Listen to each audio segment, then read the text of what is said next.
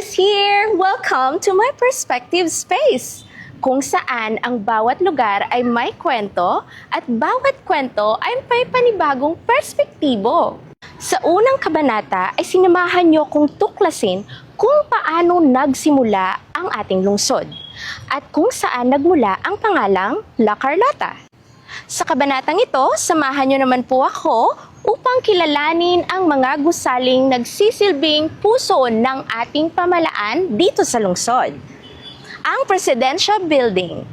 Itinayo noong 1934. Ang Presidential Building ang nagsilbing munisipyo ng La Carlota bago pa man ito maging isang lungsod. Ang salitang presidensya ay nagmula pa noong panahon ng mga Espanyol, kung saan dito nanunungkulan ang tinatawag na presidente munisipal, ang katumbas ng alkalde sa kasalukuyan o mayor. Mahigit 9 na dekada na ang lumipas, ngunit nananatili itong saksi sa paglago, pagbabago at kasaysayan ng ating lungsod.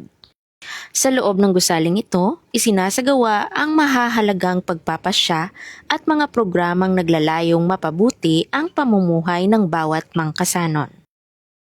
Narito rin ang tanggapan ng alkalde, ang punong ehekutibo ng lungsod na namumuno sa pagpapatupad ng mga programa at serbisyong pampubliko.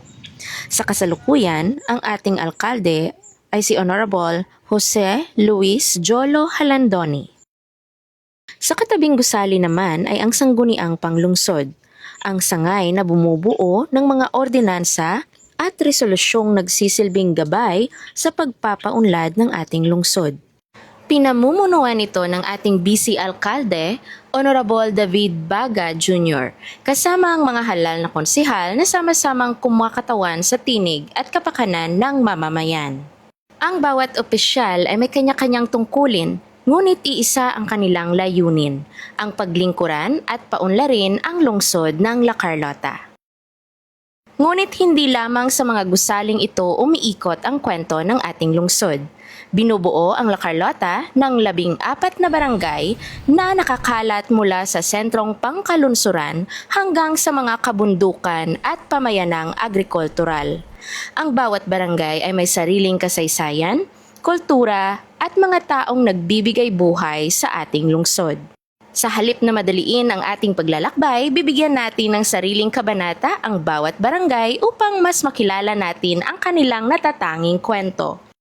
Bago po tayo magtapos sa kabanatang ito, samahan ninyo muna akong silipin ang 14 na barangay na bumubuo sa ating minamahal na lungsod ng La Carlota.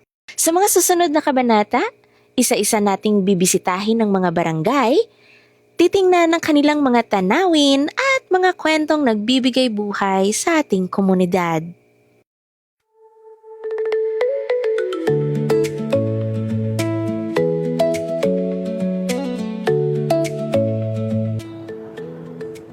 Barangay 1 Poblacion, Barangay 2 Poblacion, Barangay 3 Poblacion, Barangay Cubay, Barangay La Granja, Barangay Hagimet, Barangay Yubo, Barangay Nagasi, Barangay Ayungon, Barangay Batuan, Barangay Balabag, Barangay San Miguel, Barangay Araal, Barangay RSB,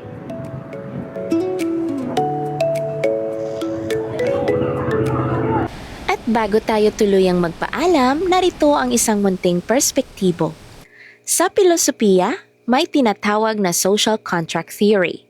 Ang paniniwalang pinili nating mamuhay bilang isang komunidad upang magkaroon ng kaayusan, kapayapaan at pagtutulungan. Kaya't bilang mga mangkasanon, magkaroon sana tayo ng holistic perspective. Isipin hindi lamang ang ating sariling kapakanan, kundi pati ang kabutihan ng buong komunidad. Sapagkat ang isang maunlad na lungsod ay nagsisimula sa mga mamamayang nagkakaisa. Sa pagtatapos ng kabanatang ito, sana'y may naidagdag tayong bagong perspektibo sa inyong kaalaman at pagmamahal sa ating lungsod. Patuloy ninyo sana akong suportahan sa pamamagitan ng pag-like, pag-share at pag-follow sa ating mga susunod na kabanata. Ako si Miss Pers at ito ang inyong Perspective Space. Magandang perspektibo ka, Persis! Hanggang sa susunod na kabanata.